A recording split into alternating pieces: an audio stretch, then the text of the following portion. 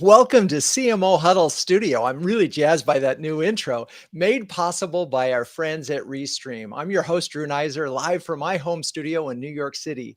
It's early in the year, that being 2023, but I am not sensing a lot of optimism in the B2B world right now. Every day, another tech company announces a sizable layoff. Not surprisingly, marketing budgets are getting cut, and CMOs are once again being asked to be miracle workers and do more with less.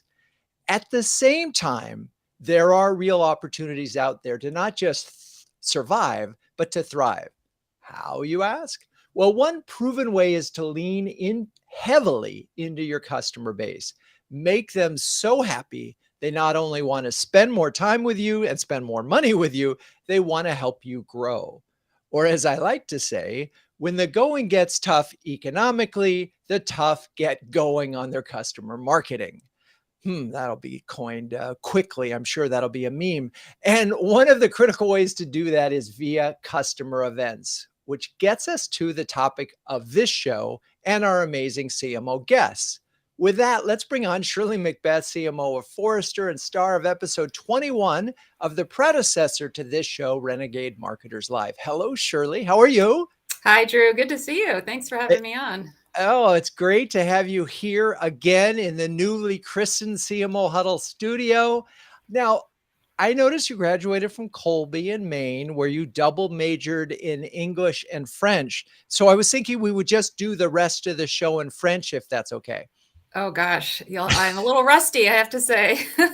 Well, if you're rusty, I'm really bad. So I'm thrilled that you did not pick up on that. But at any point in time, were you thinking, gee, I was going to live in France, or you were going to have some fun with that language? I lived in France for a year, and way back in the day, my French is a little rusty, as I said, but when French menus, French movies, it all comes right back. So, good stuff. Well, I have one story I have to share about a French class in college. It was French conversation class, and I had not been at that point in time much of a star student, but I decided to sort of memorize a whole series of conversations and then have a beer before the class. And that was killer. And I ended up getting an A- in this class without, just on the oral final, thanks to, I think, the beer. So The beer anyway, always helps. Yes. yeah, it does. All right. Well, let's get to the subject at hand, which is customer events. And I'd love to sort of get a high 10,000 foot view about how you approach customer events at Forrester. Sure. Yeah. So we use customer events as really a showcase for our product, and our product at Forrester Research is our research and our analysts. I like to think of we think of our events almost as like our Apple store. Going in person and touching and feeling and learning from our analysts, and if you think of that, it's a great way. We think of it primarily as an engagement event. So to really get see your clients, be able to teach them something new. That's always the idea, that we want people to walk away with new ideas and think about their worlds differently, because we've been able to help them with that. We always want to expose them to new areas. And then a big part of our events as well is to create networking opportunities to bring like-minded audiences together. So we think of it as a great kind of showcase of our product. And I'm sure a lot of the other CMOs on the call think of it that way as well.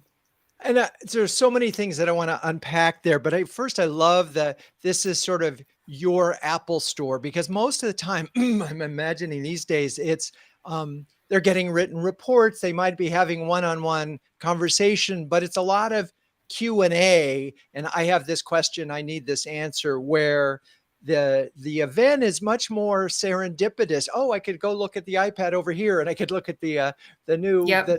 I watch over here. So it's such an interesting thing to think about it as a increased engagement, exposure opportunity. It is. And I think one other thing I'll add is we always like to highlight successes. So we use our platforms to do annual awards, and we put out call for entries, well in advance, to showcase examples of companies that have done amazing things in innovation, and we have criteria around that. And that's really one of the most popular parts of these events. People want to hear from their peers and what's been successful and what's worked. So that's been another great piece of our events that we look forward to every year.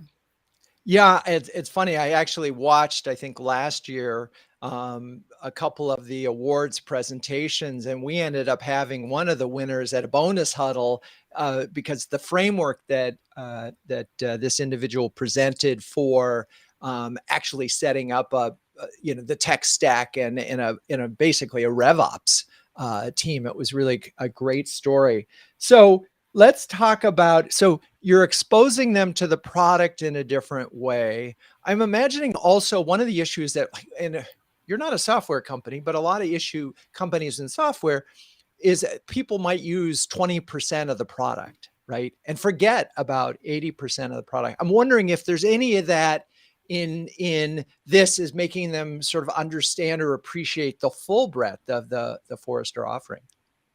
Absolutely. I mean, I think any company, Forrester, like we're not technology in the same way, but there's a lot of other things that we offer that we like to showcase as, to add value to our clients. And these events are a good way for people to learn more about what we offer. And most importantly, how can we help? And in those moments and times that are transactional on the phone or what have you, you may not have the opportunity to bring or showcase that value, but the events are a great way to do that through one-on-one conversations, different sessions that may help people think of new challenges that they are tackling and then want to engage, so I think for anybody, customer events, if done right, are super great for retention, but also for cross-sell and upsell as you think about other ways that you as a valued partner can help your clients. So obviously you need to have a really good content program plan which is both educational and ideally a little bit entertaining. It's along the way. But before that, you got to get them there. You got to Yeah. market the event. And I'm curious, in terms of marketing the event, what kinds of things could other marketers learn from you in terms of how you market the event, and whether it's channel or messaging and so forth? Because again, there's a lot of different stories that you could tell about the event. So I'm curious how you pick the story from that standpoint, and then how you get the word out. Yeah, it's a good question. I think especially now, as every year is a little different these days. Last year we were trying to convince people to come back in person. A lot of people came back to our B2B Summit event as the first event that they did in person. And this coming into this year, I think it's going to be a lot about travel. You only have one budget, smaller budget than probably the year before, given the economy. How are you going to, so what part of what we're doing is positioning not only the event for why it's going to help them, and especially in this moment in time, how do you choose this event over other things? One of the things that we think about a lot is for one of our target audiences, chief marketing officers. And we think about the CMO may only be able to go to one event a year, and they have probably less internal travel as well. So part of the way we're marketing the event is not only the value they will get, but also perhaps the value of bringing their teams. So you have choose an event as a destination to not only come yourself, but to bring your teams together. Budget, let's just face it, travel budgets are going to be less. Training budgets, that's another way to think about it, is your event, can you use that and think about it as a training opportunity? So we're playing up on some of the other ways to really get the most out of your spend and the most out of your travel. Smart. And it's such an interesting time for events. I do remember last year, several huddlers were at the event, and all of them said it was the best marketing event of the year. I mean, and it was hands down that. And that kept saying, "Hey, Drew, are you coming? Are you coming?" And I was like, "No, but maybe 2023," which of course brings us to the exciting part of this for conversation for us. CMO Huddles is a community partner of this time for your summit in Austin this June. Talk a little bit about partnerships in general and how marketers can leverage them, even to sort of help from a marketing standpoint, but enhance the experience. Absolutely. I think, so first of all, we're so excited to have the CMO Huddles team. I'm a member of CMO Huddles, and I thought, Drew and I have been talking about it. Huddles is virtual, but there's nothing that replaces coming together in person. We wanted this to be the big debut where, on a US national scale to bring folks together. So I think the value is pretty evident to both Forrester and to CMO Huddles, and most importantly, our CMOs that are clients of both of ours. How can we use the event as a way to draw a bigger audience for both of us to, showcase ways that both of our organizations can add value to CMOs. So it's just a natural thing when you think about a partnership. You want to pick a partner who can amplify your brand and then also give added value while they're there to your clients. So we're super excited about the possibilities together. Yay. No, it's really cool. I do hope it is the largest gathering of face-to-face, because you're right. I mean, Huddles launched virtually at the very beginning of the pandemic.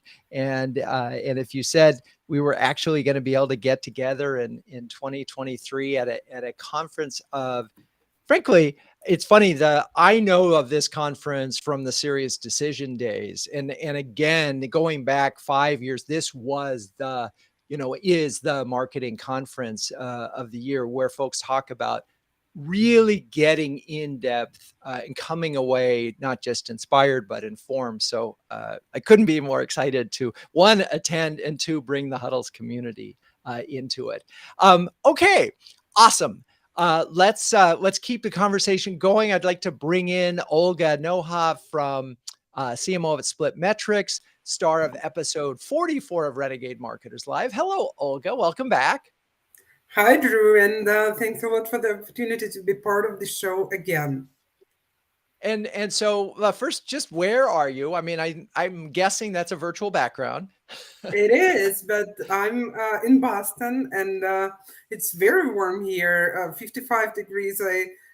Unbelievable. I cannot believe we are in the middle of winter now. Yeah, no, it's crazy. It's the same as in New York. Don't get me started with this is just kind of wrong. But anyway, we're going to go back to your master's degree in science now, and that to me is so broad. At the National Technical University. I'm curious, what branch of science did you study, and how did you get from there to CMOing? Yeah, well, indeed, I've got a degree in electrical engineering from a National Technical University of Ukraine.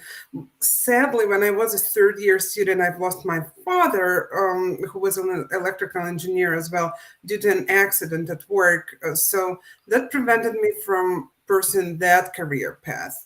But at the same time, I still had passion to numbers and analytics, as well as genuine passion and fascination by people.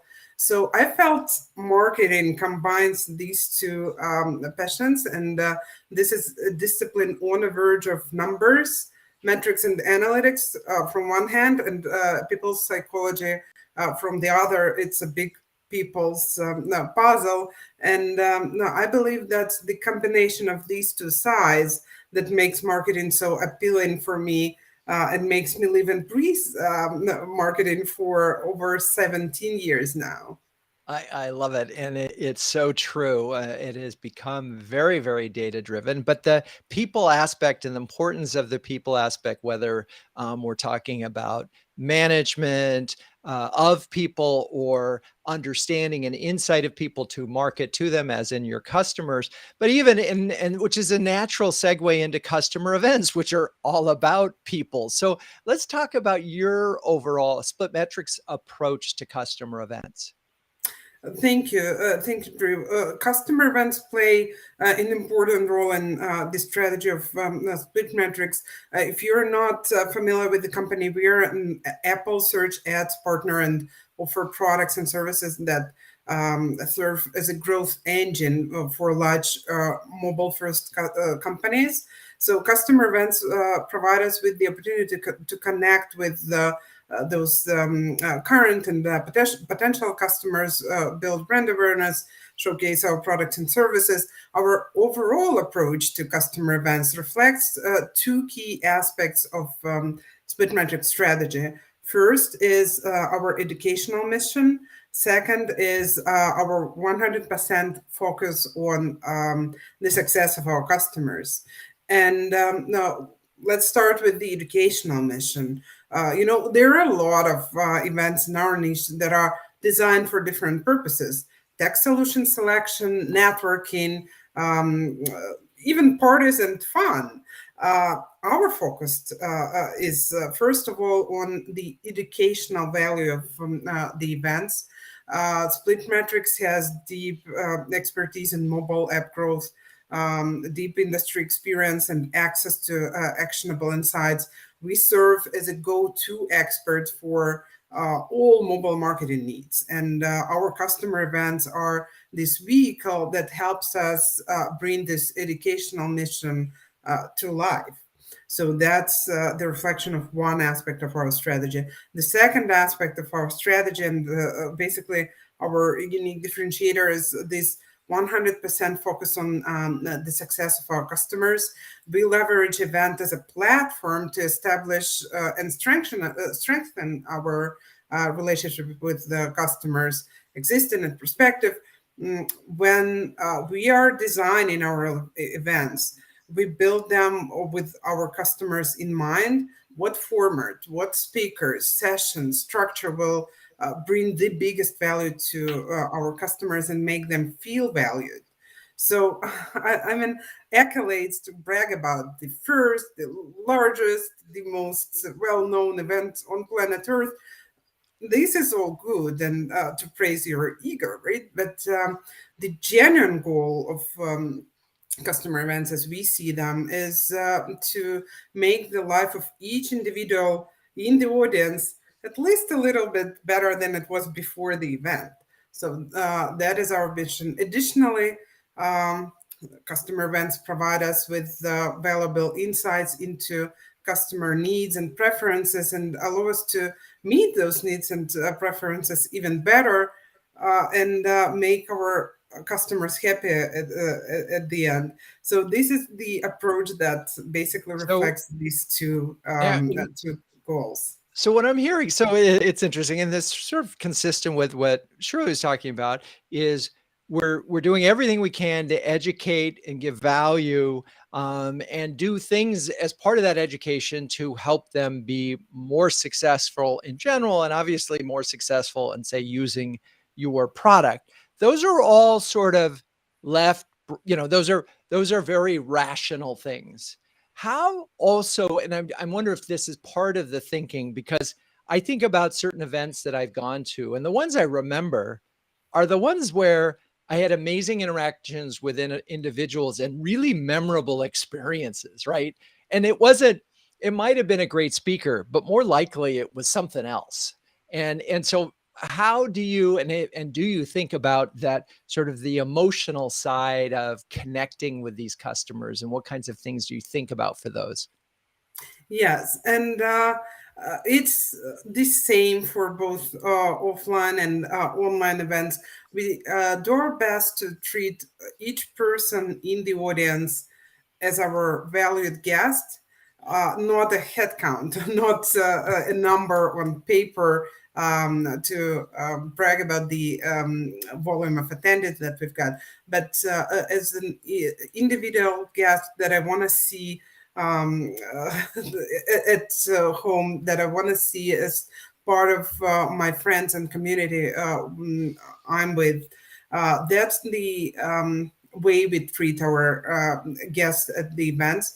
And when you have this this approach in mind, you actually build out your engagement and interaction in that way. In offline events, you can get it when your staff from the organizer's side treats you like that, right? Or with online digital events, it's the same. We want to address the needs of each and every individual in the audience. We make our staff available to answer all the questions these individuals in the audience have real time or as fast as possible. If we don't have the answers right now, we definitely follow up with them. And that's how we make these events memorable for people, by treating them as our valued guests rather than numbers on paper. Cool. Okay. So one of the things that I picked up there in this word I want to throw out is respect, and the respect of their time and where they're coming from. And I think that's such a great framework for any structure of events. So let me ask you a question. In a recent interview on Renegade Marketers Unite with Amisha Gandhi, she shared this about events: follow up is where you make it or break it. And I'm wondering what you did, because I know you did this virtual App Growth Week Pro conference for customers. How did you sort of ensure you were continuing to give value after the event? Absolutely. And just as you mentioned, let me just give you some context about what kind of event it was. We recently, last November, we hosted an App Growth Week conference, which is a unique week-long, as its name says, an online conference, largest digital event in the industry. We had 5 days in a row, each day dedicated to its own topic: mobile growth, user acquisition, Apple search ads, AS or attention. And we structured the event to have more than 25 sessions, 45 speakers, including Google, Pixar, Explore, Freeletics, Just, many other people. And we structured it in a way to deliver this educational value that I mentioned. More than 1,000 of people joined the event through the course of 5 days, and they were really engaged and ready to step into the discussion. So that was our approach to the event itself. But to your point about post-event follow-up, this experience is definitely not less important than the event experience itself. So all of us probably are familiar with the research finding that when B2B buyers are considering a purchase of your products or services, your sales rep have roughly 5% of customer time during this process. So we wanted to make sure with our post-event follow-up that within this absolutely short time, we provide the biggest value to these prospects and customers. So when we planned our follow-up, we asked ourselves, what can we do to drive value to our customers and prospects? And structured our follow-up activities with that question in mind. For example, we analyzed all the responses of each attendee to our event polls, to surveys, the questions they asked during the event, highlights from the post-event survey, each individual customer or prospect shared, and we structured our post-event outreach based on these data, not just a templated outreach, but we were addressing solutions and offering solutions to specific needs these customers and prospects shared during the event after analyzing all this data. Or another example, we made all the content of the event, like over these 20 sessions, available on our YouTube channel. We could, of course, keep it gated or even paid, as many other organizers do. But in our case, we decided to make it all these insights, best practices, real life experience shared at the event, we wanted to make it available to our customer community as part of our overall customer care effort. Interesting. Okay, let me stop you for a second because we're a couple key takeaways, and we're going to bring on Marka. So one, and I love this. So your plan, you knew you had a follow-up plan. You were ready for the follow-up plan, but it was personalized and customized based on what happened. And so you're planning, but you're also spontaneous because you're taking advantage of it. All right, that's awesome. Thank you, Olga. Okay, now let's bring on Marka Armstrong, who is the CMO of Passport Inc. and star of episode 45 of Renegade Marketers Live. Hello, Marka. Wonderful to see you again. Hi, Drew. Thanks for having me. That's awesome. And where are you? Just out of curiosity. So I am in the beautiful Queen City, otherwise known as Charlotte, North Carolina. And I think it's colder down here than it is up in Boston or New York right now. That's crazy as well. Now, I couldn't help but notice on your LinkedIn profile that you volunteered as a sailing instructor. Now, what a cool skill to have. How did you get so good at it? So I grew up in the Northeast and had the opportunity as a kid to sail little dinghies on a lot of the freshwater lakes that are up in the New England area, and had a chance to enhance that skill during summers as a teenager. And then I befriended someone during, I call it high school, I guess, whose family had a keelboat out on the Long Island Sound. So he was a good friend to have. It's kind of like, it's better to have, better rather than owning a boat, it's better to have a friend who has one, right? So spent a lot of time with him and his family sailing on the Sound and racing during the summers. So I've been able to sail both small boats and big boats. It's been a lot of fun. I love it. Yeah, growing up in a sailing town of Newport Beach, I never owned a boat, but all my friends did. So yeah, it's been a lot of time, right? Yeah, and spent a lot of time sailing. It's just a wonderful, relaxing, and challenging sport. Okay, now speaking of relaxing and challenging at the same time, let's talk about customer events at Passport. What's your overall approach? So for Passport, for folks who don't know, we service the government technology space. So our clients are largely municipalities around the country. And so when you're working in government, for those of you who have this experience, you know that face time is super, super important, and relationships are paramount to driving business. So for us, it's all about driving that thought leadership as well as that networking across clients. Because despite all of the many industry events that happen in the GovTech space, there's very little time for these government technology clients to actually talk to each other and understand what each other's problems are so they can solve them together. So it's really about thought leadership and networking.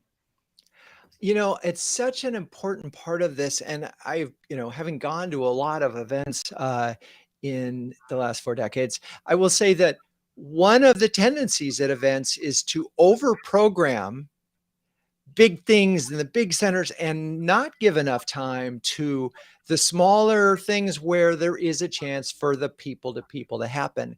And so, but it's a tricky balance because you've got lots of stories to share. How do you try to, when you look at your customer events, balance that sort of great content and help them get smarter and do their jobs better, and at the same time, let them help each other by just spending some time?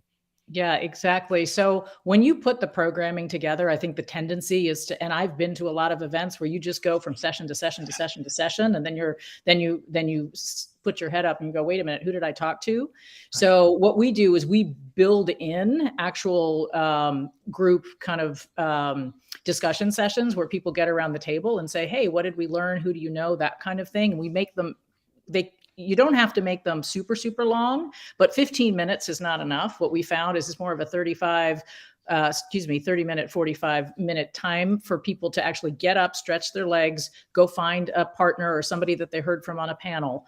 It's also important just to host dinners, cocktail hours, what have you, and that the people who are there from your company representing Passport or Forrester, whomever it may be, that you're all spread across that event and you're making sure people who don't know each other are getting to know each other. And I serve that role. I know I'm jumping ahead on your questions, but you become, as the CMO, the ambassador. If you see a client sitting out there a little lost, you go over and tag their shirt sleeve and say, hey, let me bring you to this table so you can talk to these people. And this is who they are. And here are the things you have in common. Doesn't always work, but that's what you got to do. I think it works like 99% of the time. And the reason I think it works is, so my parents threw a lot of open houses when I was growing up. And as a kid, we were all expected to be hosts. And so you just get used to very quickly asking someone what they're interested in and figuring out who you can connect them with. And I think that accepting that responsibility is something some CMOs might shy at. I mean, because not every CMO is an extrovert. So when we focus on that for a second, what things do you find actually work when you're playing that role of as host? And, by the way, I think the message that it sends to your employees is so positive. Oh my God, look, she's connecting people. But Yeah.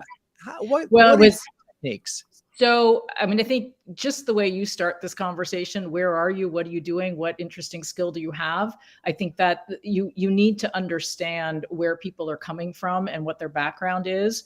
And that also goes in the preparation, right? So if you're hosting an event on behalf of your organization, know who's coming, understand, are they a client? Are they a prospect? Understand how large, in our case, how large is the city? How small is the city? I might not want to connect Boston or New York necessarily with Lawrence, Kansas, because those two are not equal in terms of what their approach is, but I probably want to connect Lawrence, Kansas with maybe Austin, Texas. They're both college university towns. They're both looking for ways to continue to innovate, and I can get and go grab that person and bring them over to the table. So you need to have a game plan going in. I think if you're really, really good, you can wing it on the fly, but just understand who's there.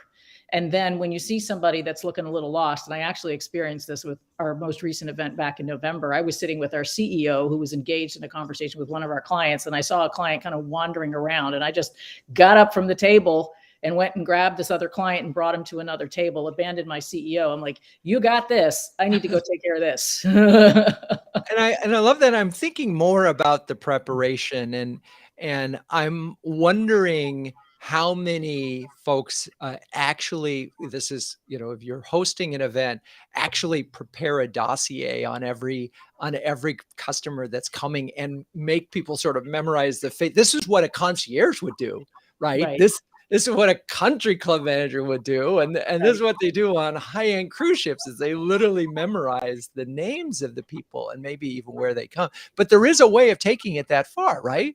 Oh, there absolutely is. And the preparation, I mean, I have the luxury of being a small, I don't want to say we're a startup. We're kind of in those teenage years right now, but our events are right now sub 100 people. And I work very closely with our client success organization to target the attendees. So we know going in who is coming and who we've targeted based on their profile. So it's a lot easier to handle a list of sub 100 versus when you're dealing with 1,000.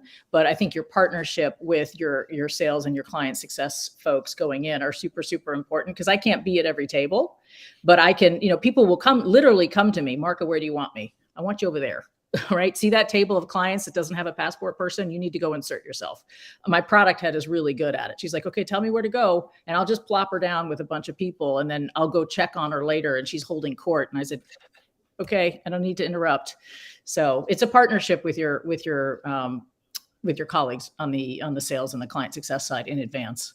Yeah. And it feels like it. And I think the key is, if you're scaling this, let's say you had 1,000 people, is not to think of it as 1,000 people, but to think about it as 50 or 100 people pods, and how you're going to bring and who's going to shepherd that group. So interesting. I didn't expect to go into family hosting challenges, but it is definitely something that it makes a great party, right? When you have a great host makes a great party, because he absolutely. And I grew up like you. I'm north of New York City.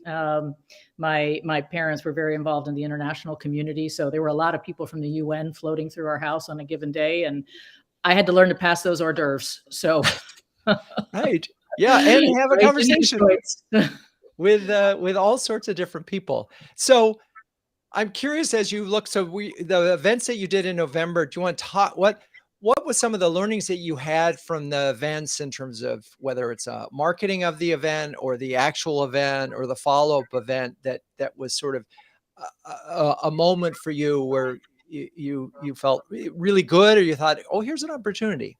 Yeah. So The follow-up is critical. I think Olga was talking about that just a bit ago. So you need to, we're really, again, as a small company, really good at the upfront piece and the execution piece. The follow-up piece we need to get better at. And in this particular case, we had an event the first week of November, and then everybody went heads down into quarter and year-end close, and then the follow-up got lost. So that was a takeaway for me in terms of holding my sales and CS client success teams accountable for that follow-up. My team did the outreach, but we can only take it so far. We really need to have our sales folks to do that follow-up, engage, and make sure that we have our clients become advocates for us in the future. So that was a lesson learned. I think from the parts that work really well was the engagement that we had with clients on the panels. Like I said, this is all about thought leadership. So it's less about this is the Passport parking application and how I use it, and more about I've got a really crowded street. How do I manage it? And so putting the right people together on a panel with the right moderator to have that conversation was super, super important. It's a ton of work going in, but when you get it right, the conversation is really fantastic. And that was brilliant for us back in November, and also previously in the spring. We did an event in Raleigh back in March, and it also worked out really well from that perspective. You know, it's funny, as you're talking about the panel, I was thinking about seating charts and who you put next to each other. But the same thing applies here with the panel, because there's an opportunity not only to get good content out of those individuals, but they're bonding because they were on a panel together, and that creates a different thing. Yeah. We're talking about content as you know, in Huddles this month, and as we try to make more out of less, and events being very expensive, I'm curious how, because you mentioned the panels, how you looked at extending the value of the content or creating extra content while you were at the event. Yep. So everything we get recorded, and we get permission from our panelists to do that recording, as well as to then turn that recording into snippets that we can use as outbound marketing pieces. So we do that not just with our panelists, who in large part are our clients or our prospects, but also our guest speakers. So that all happens on the upfront piece. And then as part of, we do direct follow-ups to the people who participated and were there in the room, and we provide those full recordings, but we won't provide the full recordings to people who did not participate. We use them as outbound marketing tools. And then, the whole nurture campaign and process that we go through to say, hey, look, this was a dialogue that we had about managing fleets on your street. To learn more, click here, or come participate in a roundtable session that we're doing virtually, as an example. And it's great because you've got this audience, if you're captive for a moment, and it really helps to think it's not just that content at that moment, but to think about, maybe if I interviewed them took them offside in camera and got a quote here or there, I might have all my case studies for you bet. And one of the other things we did is, for the folks that did participate in panels, we went back, my team's in the middle of this, but we went back and got video testimonials from a lot of those people so that we can use them to build out the next event. Because we do intend to get to make, we'd like for 2003 to be an event that's larger in scope and scale. And that was the one piece of feedback where clients said, I love the fact that it's this intimate 50-person event, but I'd really like to hear from more people. So that they challenged us with getting more people there. And we said, great, we need a video testimonial from you to help us do that. Perfect. It's a win-win. And yes, and that's the part of that about this conversation has been, you have to, customer events are marketing, but you have to market the marketing, and you think about marketing the next one while you're doing the current one. And this is what the story about getting the customers to say how much they're enjoying the event. So just another thing to add to your list. Okay. Well, we're going to take a tiny break, and it's time for me to talk about CMO Huddles, even though I've already been doing it all through the show. But launched in 2020, CMO Huddles is an exclusive community of over 100 highly effective B2B CMOs who are sharing, caring, and daring each other to greatness every month. One CMO described Huddles as a cross between an executive workshop and a therapy session. And given how hard things are getting out there, who doesn't need a little reassurance that they're not alone? Everything about CMO Huddles is designed to be a force multiplier, helping you to make faster, better, and more informed decisions. Since no CMO can outwork this crazy job, CMO Huddles is here to help you outsmart it. So I'm going to bring back Shirley, Olga, Marka, all active, engaged huddlers. And I have a question for all three of you, which is, so are you on the therapy side of huddles or the executive workshop side of huddles? I'm all in on therapy, I would say. I'd say it's lonely at the top sometimes as a CMO, and I love the ability to kind of workshop and think and talk to others. So maybe it's a little of both, but that opportunity to really talk to your peers is invaluable. All right. Marka, Olga, any thoughts on that? Or if you have an example, one of the things that, it's funny, this is a show, and one of the things we're talking about is it's a hard job.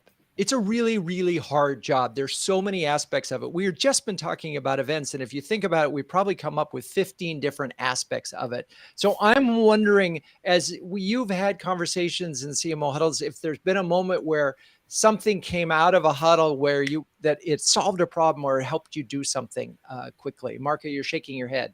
Yeah, well, I'm shaking my head because I wanted to add to what Shirley articulated. I mean, I came into it and joined huddles because of the executive workshopping opportunity. I think therapy is an output of that because you get into dialogues around. We've had pipeline discussions, we've had ABM discussions, we've had like managing young team discussions. No matter what the dialogue has been, you always come out feeling like you're not alone. I think, Shirley, that's what you were poking at. So one of the things I remember, Drew, a conversation maybe a year when we first started was just around the marketing automation tools that people were using. And I had made a comment that I ditched Marketo and brought in HubSpot. And then I had like 2 or 3 other people ping me and say, oh, I need to talk to you about that. And so it's just an example of how you realize others are faced with similar challenges. And it's just super helpful to know that there's a community out there that you can reach into to find some good advice and conversation. I love it. Olga, anything you want to throw in here? Yeah, and for me, this very combination of both the therapy side and the executive workshop side is why I love the CMO Huddles community. It's very hard to find another community of such talented and responsive professionals who are truly ready to share, care, and dare. And for me, the community helps to, from one hand, strengthen my professional skills, but also get this feedback and support from my peers. And this combination is invaluable. Thank you, all three of you, for this. We wanted to try something really quick and really different. Perhaps you've heard of this game, Kiss, Marry, or Kill. Olga, you're shaking your head positively, nodding your head, I should say.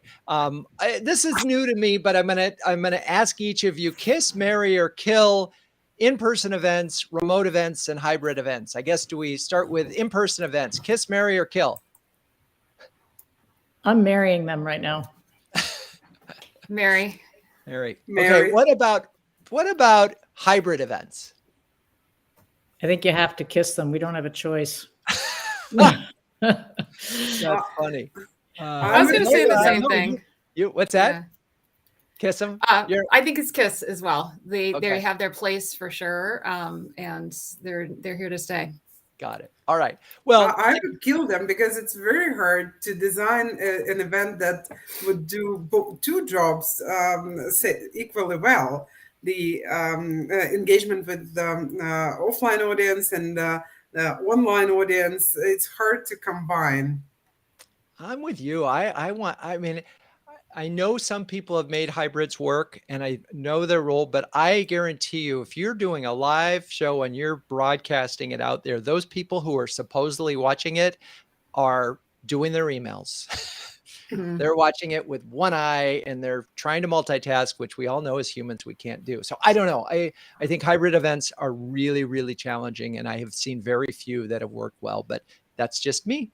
I think we'll have to see how the market shifts as we go back to more in person, I think is probably what will happen. But for the near term, especially, I'm going to speak for our space, I'm not going to be able to do away with hybrid events because a lot of cities, for example, if I do an event in Charlotte and they're in California, they don't have the budget to show up, but I want them to participate. So I don't have a choice but to make it hybrid. That's why I'm Yeah. kissing. And again, I'm sure it depends on your audience and what you're doing and how long you're doing it. But the whole thing about, we've spent the first half an hour of the show talking about how important it is to engage with your customers when you're physically together, right? Yeah, nothing beats that. Nothing beats that. And it's why I'm so excited about the summit coming up. It's just, there's nothing like that. Okay. So we've talked a little bit, at least Marka and I talked about the role that CMOs play engaging with customers at an event. And Shirley, I'm really curious from your perspective, what role did you, because you were at the event last May, right? Or June. What Correct. role do you play in want to play or see yourself playing in future events? A lot of what was already talked about, I think bringing people together, being that, kind of host in a way, I think that's a great thing. One thing we haven't talked about is using those events to get a bit more feedback. So one of the things we did at our events this year is do what we call co-creation sessions, and our marketing and CX teams, not only trying to engage our clients, but get feedback and have our clients be part of the next iteration of our product. And I think that's an amazing role for a CMO to play. A lot of us have customer experience and other groups under our remit to be that voice of customer. So I'd say that's another great way to use events, is to hear and leverage the ideas from your customers in co-creation.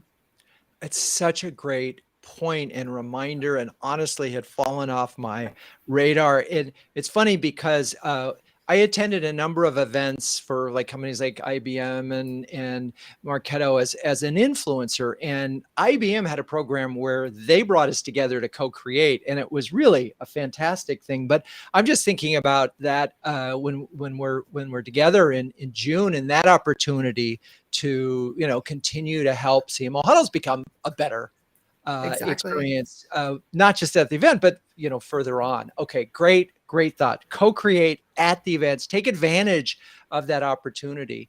Forget the current events that you've all done are fantastic. Do you recall any nightmare event stories from other days, past days, where there's some lessons learned? Marka, you already shared that the follow-up wasn't quite where you wanted to. I wouldn't call that a nightmare, just was weird timing. But anybody have an event story that somewhat apocryphal that we might be able to share? Olga, you're nodding. Well, I have what I would say a funny one, but it didn't sound funny that time. So in my previous days, we had a series of offline events, one after the other. And our speaker, who was supposed to fly from our event in Australia to the next one in Indonesia, couldn't actually board the plane as his passport expired right the day before. And he only could fly back to the US. We had to find a way to replace him, because otherwise the event wouldn't happen. And, nobody from our US or European team would be able to get there to Indonesia by the time of the event starts, because of the time difference and time needed in travel. So basically we had to fly our newly hired GM in Australia on his first day of employment to make the event happen. That Amazing. was quite an expedited onboarding, but at the same time, my lessons learned out of it is that for me, the events is one of the most unpredictable unpredictable discipline in marketing, and anything could happen. It needs to be addressed in real time. So you have to be ready to tackle it. You have to have a mindset that is very flexible, but also unbreakable, and surround yourself with such team who are ready to tackle it the same way and have the same approach. Yeah, I have to say, so in the early days of Renegade, we did a lot of guerrilla marketing and event marketing. And my instruction to the team was profound paranoia and go. And so I had this role where I would say, all right, let's go through everything that could go wrong And let's talk about all of those things. What if the electricity goes off? What's the plan? What if, the speaker doesn't show up? What is the plan? And my team hated that. They hated that process, but you might get 90% prepared for the things, and then something else crazy would happen. We had an event where we had put carpeting on carpeting, and guess what happens when you do that? It starts to turn into waves. And it only gets worse as it goes on. And this was a one evening event. So we came up with some pretty creative solutions, but it was not pretty. That, the speaker not showing up, that's bad. But let's flip it around now. Let's talk about the most memorable customer event experience you've ever had. And Marka. So the most memorable was during my day at Panasonic North America. And we did an event on the Intrepid to launch a brand new technology. And our speaker was Richard Phillips, otherwise known as Captain Phillips from the movie that starred Tom Hanks. And when he finished speaking, every law enforcement officer from the New York metro area that participated in that event gave him a standing ovation. At that point, I'm like, okay, we did something right here. Now let's go sell a heck of a lot of laptops. Yeah. So it rocks. That's You amazing. realize that the world is a lot bigger than you when you're not an aircraft carrier and you have a guy that got captured by Somali pirates as your speaker. Amazing. Yeah, it's funny. I keep forgetting we have that Panasonic Toughbook heritage together.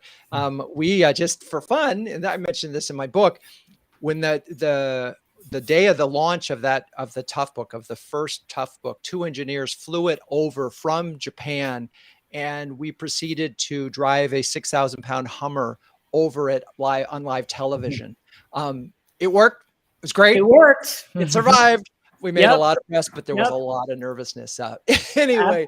Absolutely. And my boss from Panasonic, who was up at the bridge of the Intrepid, which is however many stories up, 10, 8, something like that. And he threw the latest Toughbook onto the deck while the engineers sat there and cringed because we had to turn it on in front of the clients and we only had about 3 samples. So I think he only ruined 2 of the 3 and we still had 1 that saved us in the rest of the day. There you go.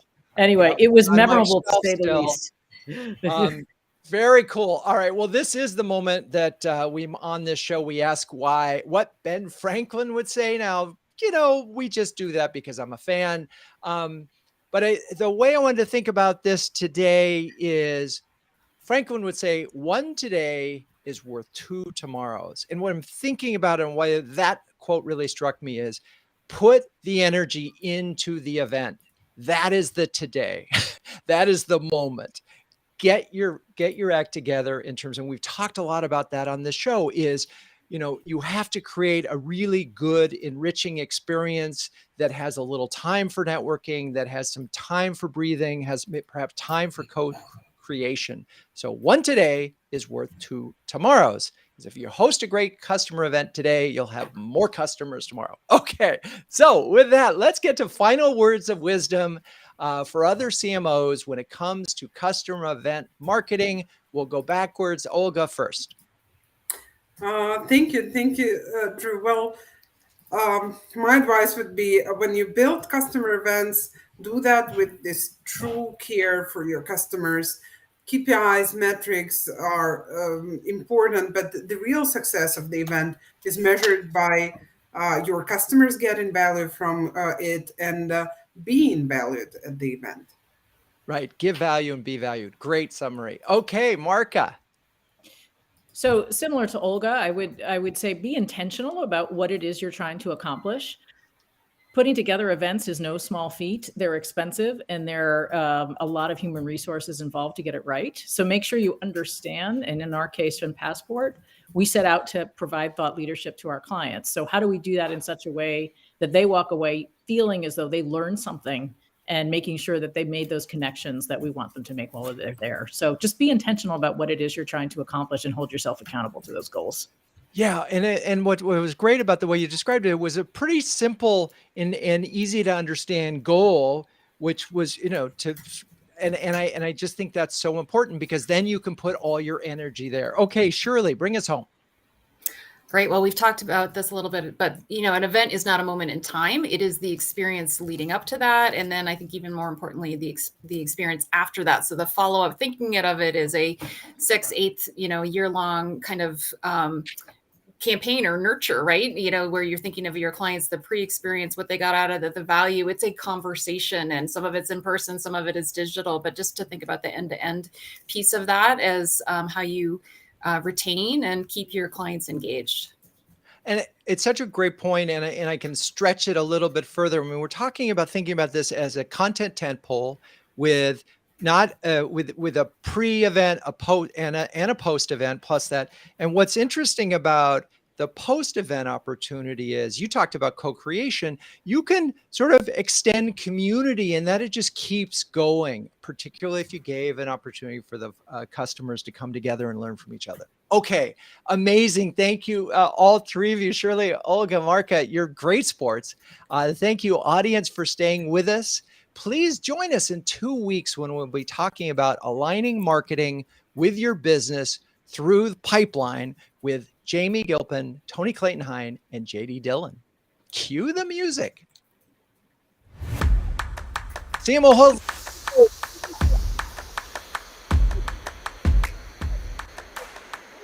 Visit CMOHuddles.com. I'm your host, Drew Neiser, and until next time, keep on sharing, caring, and daring each other to greatness.